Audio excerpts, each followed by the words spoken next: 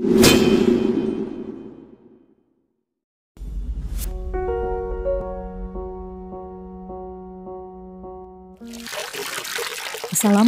warahmatullahi wabarakatuh. Sahabat Muslim, Rasulullah SAW adalah Rasul atau Nabi terakhir yang diutus oleh Allah Subhanahu Wa Taala untuk menyebarkan ajaran Islam ke seluruh umat manusia. Siapa yang tidak mengenal sosok Nabi Muhammad SAW, pastinya semua orang khususnya umat Islam mengenal nama tersebut. Seperti yang kita ketahui, beliau adalah sosok yang sangat luar biasa untuk dijadikan panutan dalam membela dan menyebarkan Islam. Berapa banyak umat yang memeluk Islam karena beliau, karena kegigihan dan kesabaran beliau. Di saat beliau diejek, dihina, disakiti dan diperangi kaum yang menentang ajaran Islam, beliau tetap terus bersabar dan mengharap ridho Allah Subhanahu Wa Taala. Namun di balik keberhasilannya membela Islam terdapat beberapa sahabat yang selalu setia di sampingnya. Salah satunya adalah Ammar bin Yasir, seorang sahabat dari golongan pertama yang memeluk Islam bersama kedua orang tuanya. Tapi sungguh berat bagi beliau ketika disiksa dan dipaksa untuk murtad. Penasaran dengan kisahnya? Tonton terus hingga akhir hanya di Aprilia Channel. Tapi sebelum lanjut, jangan lupa klik like, subscribe, dan lonceng notifikasi untuk terus mendukung channel ini menyiarkan syiar Islam.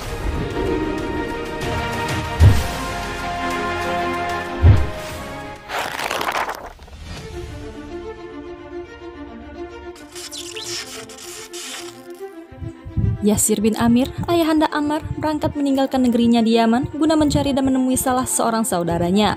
Rupanya ia berkenan dan merasa betah tinggal di Mekah. Bermukimlah ia di sana dan mengikat perjanjian persahabatan dengan Abu Huzaifah ibnu Mughirah. Lalu di Mekah, Abu Huzaifah mengawinkannya dengan salah seorang sahayanya bernama Sumayyah binti Khayyat.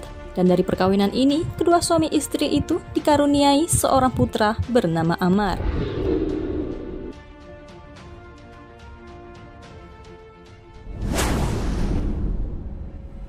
Suatu ketika, di depan sebuah rumah yang dijadikan markas bertemulah dua orang pria yang sedang mengikuti petunjuk Tuhannya. Mereka adalah Ammar bin Yasir dan Suhaib bin Sinan. "Hendak apa engkau kemari?" Ammar memulai percakapan. "Aku ingin mendengar ceramah Muhammad," jawab Suhaib. "Aku pun demikian," balas Ammar. Lalu masuklah mereka berdua ke dalam rumah bilik Arkam bin Abil Arkam yang menjadi markas kaum muslimin pada masa awal tersebut. Disinilah mereka memeluk Islam dan belajar tentang agama Islam. Sepulangnya dari rumah Arkam, Ammar mengajak keluarganya untuk memeluk Islam. Seketika ayah dan ibunya Sumayyah juga ikut memeluk Islam. Namun, kabar keislaman keluarga Yasir ini terdengar oleh Bani Makhzum. Lalu mereka menyiksa keluarga Ammar di luar batas kemanusiaan. Mereka dijemur di bawah terik matahari padang pasir dengan dipakaikan pakaian besi, dicambuk bergantian oleh Bani Makhzum, ditelentangkan sambil ditindih batu besar dan beragam siksa yang teramat pedih.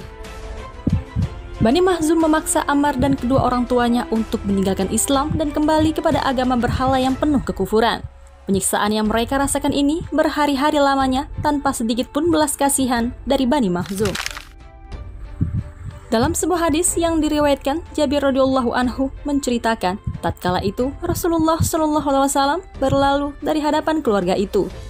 Tiba-tiba terdengarlah rintihan Yasir dalam keadaan terbelenggu kedua tangan dan kakinya. Adakah derita ini sepanjang masa? Segera Rasulullah menengadah ke langit seraya berseru, "Wahai keluarga Yasir, bersabarlah, bergembiralah kamu, sesungguhnya surga telah dipersiapkan sebagai tempat kembali keluargamu." Mendengar seruan Nabi tersebut, keluarga Yasir menjadi tentram jiwanya dan kian tabah dalam menghadapi ujian. Lalu datanglah Abu Jahal laknatullah. Dia meminta keluarga Ammar memilih antara mati disiksa atau dibiarkan hidup dan meninggalkan ajaran Muhammad dan kembali menganut agama penyembah berhala. Karena tak jua beranjak dari keyakinannya, maka dengan geram Abu Jahal menusukkan tombak dari rahim Sumayyah hingga tembus ke punggungnya. Sumayyah menjadi syahidah pertama dalam memperjuangkan akidah Islam. Lalu disusul Yasir, ayahanda Ammar yang menjadi syahid berikutnya, karena tak lagi mampu menahan pedihnya siksaan demi siksaan terhadapnya. Kemudian tinggallah Ammar sendirian dalam keadaan sedih dan penuh luka yang memenuhi tubuhnya.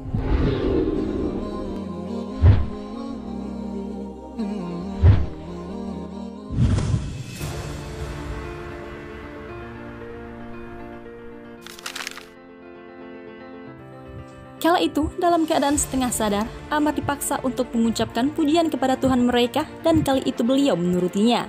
Lalu dengan penuh penyesalan beliau pun menceritakan semua kejadian yang beliau alami kepada Rasulullah. Beliau sangat takut kalau dirinya saat itu sudah menjadi murtad. Namun seketika Rasulullah SAW mengusap air mata sahabatnya itu seraya berkata, "Orang-orang kafir itu telah menyiksamu dan menenggelamkanmu ke dalam air sampai kamu mengucapkan begini dan begitu." "Benar, wahai Rasulullah," jawab Ammar. Sambil tersenyum Rasulullah berkata, "Jika mereka memaksamu lagi, tidak apa, ucapkanlah seperti apa yang kamu katakan tadi." Kemudian turunlah wahyu dari Allah. Rasulullah SAW pun membacakan sebuah ayat Al-Quran tersebut, yakni surah An-Nahl ayat 106. Barang siapa yang kafir kepada Allah sesudah dia beriman, dia mendapat kemurkaan Allah. Kecuali orang yang dipaksa kafir, padahal hatinya tetap tenang dalam beriman, dia tidak berdosa. Akan tetapi, orang yang melapangkan dadanya untuk kekafiran, maka kemurkaan Allah menimpanya dan baginya azab yang besar. Mendengar penjelasan Rasulullah, hati Ammar menjadi sangat tentram. Lalu Abu Bakar membeli Ammar dari kabilah Bani Makhzum dan memerdekakannya.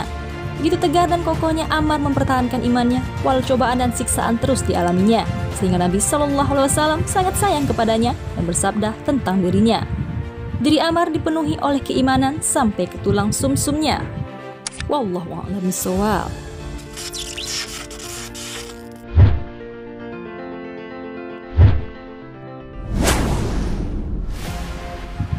Demikianlah kisah kegigihan Ammar dan orang tuanya dalam membela Islam yang takkan pernah terlupakan. Makna ini telah dijelaskan dalam beberapa surah di dalam Al-Quran. Allah SWT berfirman, "Apakah manusia mengira bahwa mereka akan dibiarkan mengatakan, kami telah beriman, padahal mereka belum lagi diuji." Al-Quran Surah Al-Ankabut ayat 2. Apakah kalian mengira akan dapat masuk surga, padahal belum lagi terbukti bagi Allah orang-orang yang berjuang di antara kalian? Begitupun orang-orang yang tabah. Al-Quran Surah Ali Imran ayat 142. Sungguh kami telah menguji orang-orang sebelum mereka, hingga terbuktilah bagi Allah orang-orang yang benar, dan terbukti pula orang-orang yang dusta. Quran Surah Al-Ankabut ayat 3. Jangan lupa berbagi informasi dengan cara share video ini, karena barang siapa yang menunjuki kepada kebaikan, maka dia mendapatkan pahala seperti pahala orang yang mengerjakannya. Wassalamualaikum warahmatullahi wabarakatuh.